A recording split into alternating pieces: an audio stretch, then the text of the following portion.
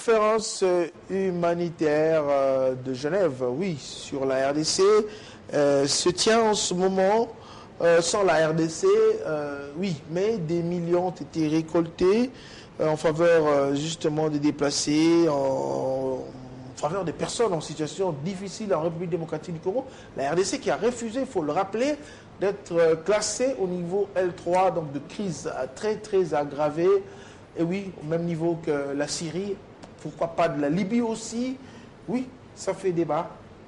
Edmond Mouchipaï, bonsoir. Bonsoir Paty, merci de me recevoir. Première question, voilà. C'est la réaction de la RDC disproportionnée ou proportionnée par rapport à ce classement au niveau L3, de refuser carrément de prendre part à cette conférence de Genève? Bon, à ce niveau des questions, je pense que cela est partie de la stratégie gouvernementale. Vous savez, quand vous gérez un pays, vous avez une nation, vous avez une vision, vous avez des objectifs.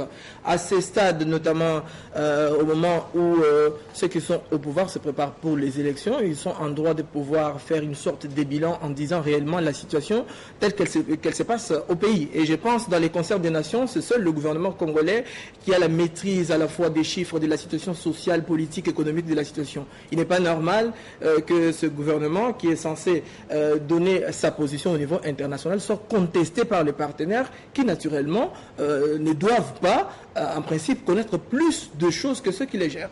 Alors, donc, moi j'ai estimé que cette position est tout à fait normale pour tout dirigeant, que ce soit celui qui est dans la majorité aujourd'hui ou celui qui est dans l'opposition aujourd'hui, que ce soit même pour des pays africains ou européens. Il est normal que chaque pays puisse se défendre dans les concerts des nations. Mais il faut reconnaître qu'il y a quand même des déplacés des guerres, il y a une crise humanitaire ou pas, ou peut-être pas à un niveau assez aggravé.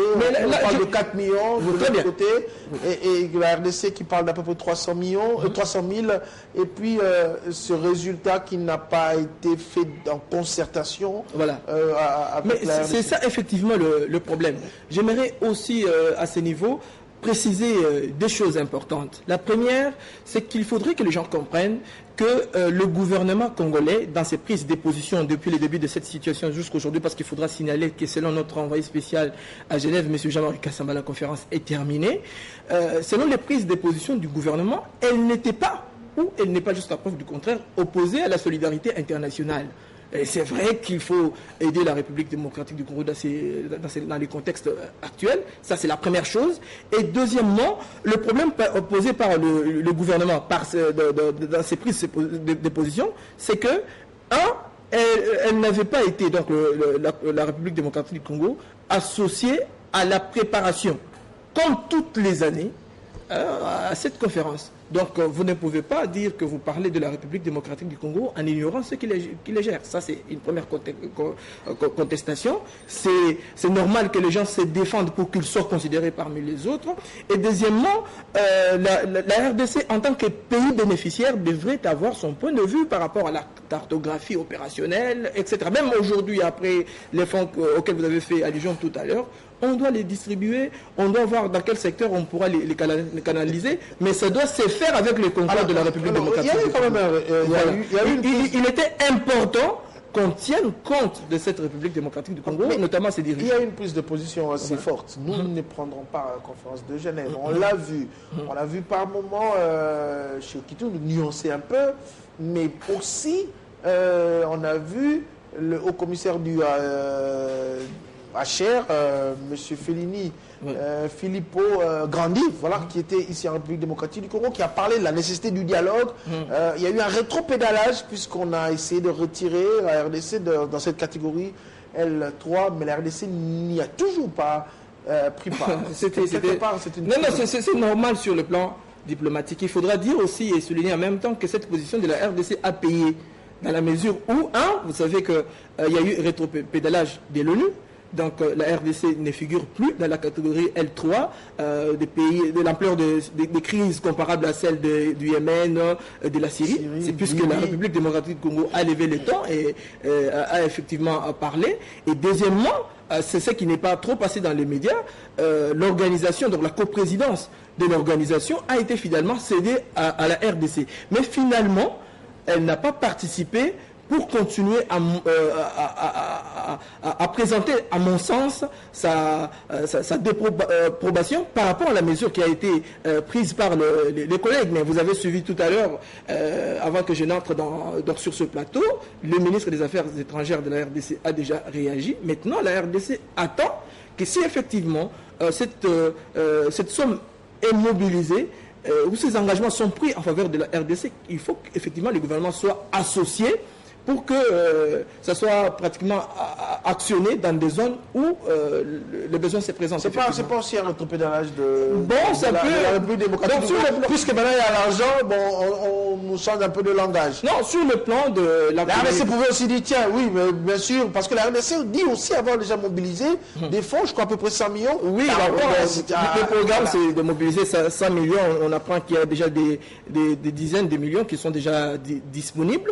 Et la RDC a même souligné, en annonçant cette intention-là, qu'elle restait ouverte à toutes sortes d'aides au niveau international. Je disais que c'est normal dans la communication que les gens sentent qu'il y a eu rétropédalage, mais sur le plan diplomatique, il en valait la peine donc maintenir ses positions pour obtenir finalement des résultats. Donc la RDC désormais, je pense qu'elle va être respectée par ses partenaires lorsqu'il s'agira à la fois d'une prochaine conférence sur des questions pareilles ou sur les classements des pays. On pourra tenir compte qu'au niveau interne, au-delà de la situation qui peut être qualifiée de n'importe quelle manière, il y a quand même un travail qui est fait. Mais j'aimerais préciser autre chose.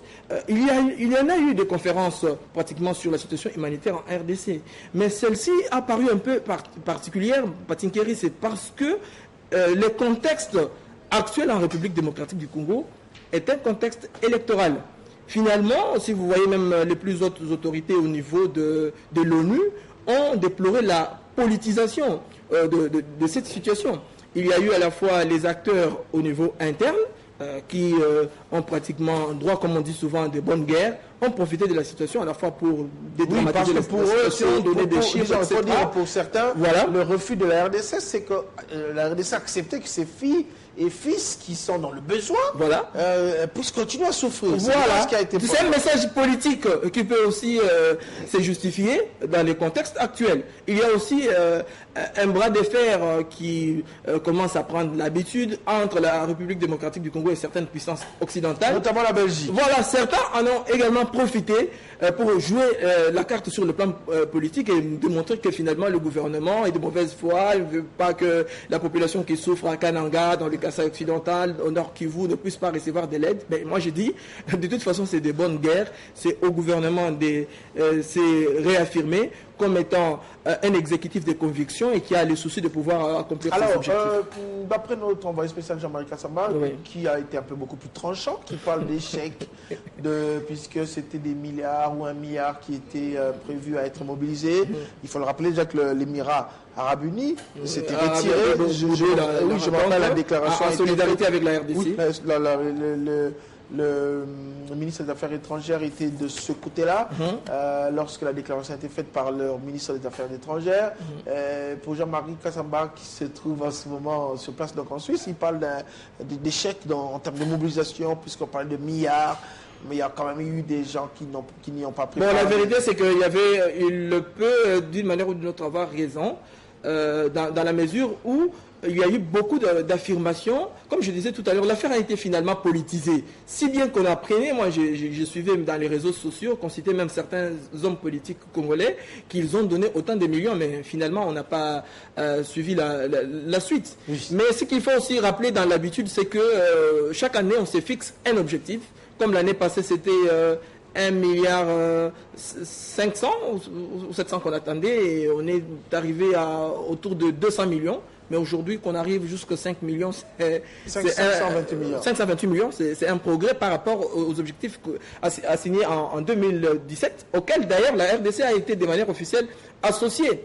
Et je voudrais souligner qu'au-delà des Émirats Arabes Unis, il y a eu aussi la Grande-Bretagne qui soutenait la position de la RDC, peut-être de manière implicite. Si vous aviez été attentif et que vous avez suivi la déclaration de la ministre britannique en charge des affaires africaines, qui était De séjour encore en RDC. Je reviens sur ces propos intégralement. Comme les années précédentes, le gouvernement de la RDC a été informé et a eu l'opportunité de participer à toutes les étapes préparatoires du plan de réponse humanitaire, en faisant allusion à ce qui s'était passé l'année passée ou bien les années précédentes. Et elle a insisté qu'elle était normale que la République démocratique du Congo soit informée sur toutes les étapes, les étapes de préparation de cette conférence. Mais moi, dans la manière de comprendre ce qui vient de se passer, le point négatif, c'est que la situation a été pratiquement politisée. Mais j'ai dit c'est de bonnes guerres et c'est au gouvernement de pouvoir s'affirmer comme il l'a fait jusqu'au bout. Voilà, attendons la suite donc de la réaction, puisqu'on a appris le ministre des Affaires, le vice-ministre des Affaires étrangères,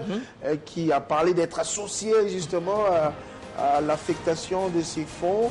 On se dit oui, tiens, la RDC a quand même besoin de ces fonds pour gérer cette crise humanitaire, et surtout que ce sont parfois aussi les humanitaires eux-mêmes qui sont sur terrain, OCHA, HCR, MSF, tous ils sont sur terrain justement pour canaliser ce fonds. Attendons un peu cette réaction de la RDC et la suite de ce qu'on peut appeler cette saga.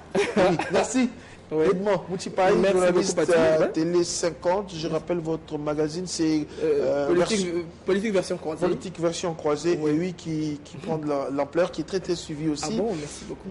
Merci beaucoup donc à vous aussi d'avoir suivi ce Kinshasa direct, du moins la première partie, puisque je rappelle que dans un instant, Gloria Mbouya Moutala va présenter le journal, la grande édition de 19h, qui sera suivi de la revue de presse, mais aussi le journal des sports de